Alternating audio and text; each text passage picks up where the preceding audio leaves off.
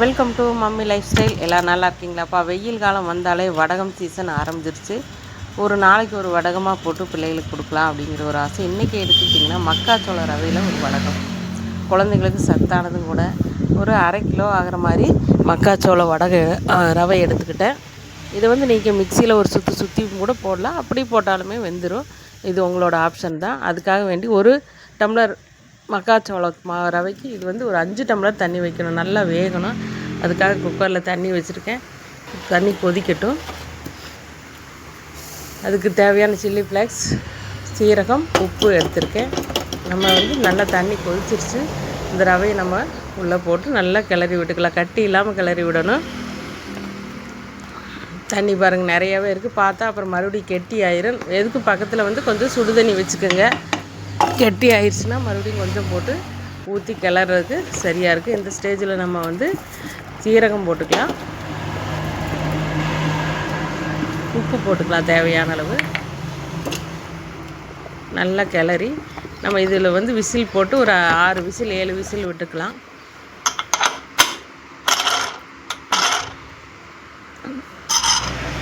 Mixie ஜாரில் போட்டு ஒரு தடவை பல்ஸ் மோடில் விட்டும் கூட நம்ம வேக வச்சுக்கலாம். நம்மளோட சௌகரியம் தான். ஒரு 5-6 விசில் வந்ததுக்கப்புறம் இப்படி இருந்ததுப்பா. நல்லா கிளறி விடுங்க. பக்கத்தில் சுடுதண்ணி இருந்துச்சுன்னா ரொம்ப கெட்டியாக இருந்தால் கொஞ்சம் ஊற்றிக்கலாம். நம்மளோட சௌகரியத்துக்கு தகுந்த மாதிரி. நம்ம கில்லு வடகம் போடுற மாதிரி இருந்தால் இப்படியே போட்டுக்கலாம். ரவுண்டு வடகம் கரண்டியில் தேய்க்கிற மாதிரி இருந்தால் கொஞ்சம் தண்ணியாட்ட போட்டுக்கோங்க. நான் இதோட சில்லி ஃப்ளேக்ஸ் போட்டுக்கிட்டு கொத்தமல்லி தழை போட்டுக்கிறேன். போட்டு நல்லா வேறு ஒரு பாத்திரத்துக்கு போட்டு நல்லா கிளறிக்கலாம். உப்பு கொத்தமல்லி தழை எல்லாம் கிளற மாதிரி நம்ம வேறு பாத்திரத்தில் கொட்டி கிளறிக்கலாம்ப்பா. நல்லா வெந்துருச்சு. மக்காச்சோளம் ரவை வந்து நல்லா வெந்துருச்சு. மைய கொலன்னு ஆயிடுச்சு. இதோட கொஞ்சம் பெருங்காயத்தூள் சேர்த்துக்கலாம் தேவையான அளவு.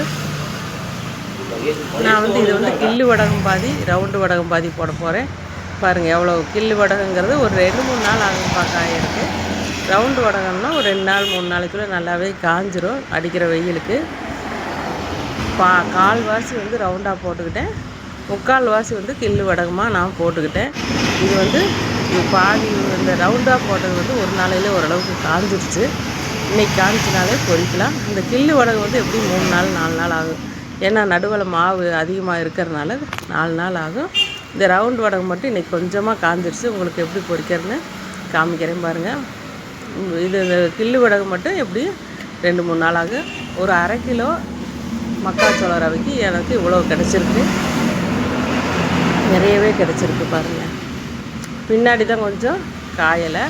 இன்றைக்கி என்னென்னா ஜவ்வரிசியில் கொஞ்சம் போட்டுக்கிறேன். இது வந்து ஃபஸ்ட் டே அதை எடுத்துகிட்டு 2ஆவது நாள் காய வைக்க போகிறேன். இது வந்து இன்றைக்கி ஃபஸ்ட்டு டே வந்து ஜவ்வரிசி வடகம் காய வச்சுட்டு இன்றைக்கி ஈவினிங் வந்து பின்பக்கமாக தண்ணி தொளித்து எடுத்திங்கன்னா அப்படி வந்துடும். தன்னால் வந்து நம்ம எடுக்கவே வேண்டியதில்லை. இந்த ரவுண்ட் வடகம் மக்காச்சோள வடகம் நல்லாவே காஞ்சிருச்சு. இதை பொரித்து பார்க்கலாமா? சத்தம் எப்படி கேட்குது பாருங்க. அதனால் எண்ணெயை காய வச்சுக்கலாம்ப்பா. ஒரு 4-5 மட்டும் எடுத்து போட்டு பாருங்களேன். சூப்பராக பொரிஞ்சு வருது. கையில் உடைச்சாலே நமக்கு உடையும். இந்த மாதிரி வடகம் ரெசிபிஸ் வேணும்னா, என்ன வடகம் ரெசிபி வேணுமோ அம்மாவுக்கு கமெண்ட் பண்ணுங்கள். நல்லாவே டேஸ்ட்டாக இருந்துச்சு. சீரகம், பெருங்காயத்தூள், மக்காச்சோள ரவை, கொத்தமல்லி தழை சேர்றதுனால நல்ல டேஸ்ட் இருந்துச்சு. தயிர் சாதம், ரசம் சாதம், குழந்தைங்களுக்கு ஸ்நாக்ஸாக கூட கொடுக்கலாம். மற்றொரு வீடியோவில் சந்திக்கும் வரை மம்மா பாய்.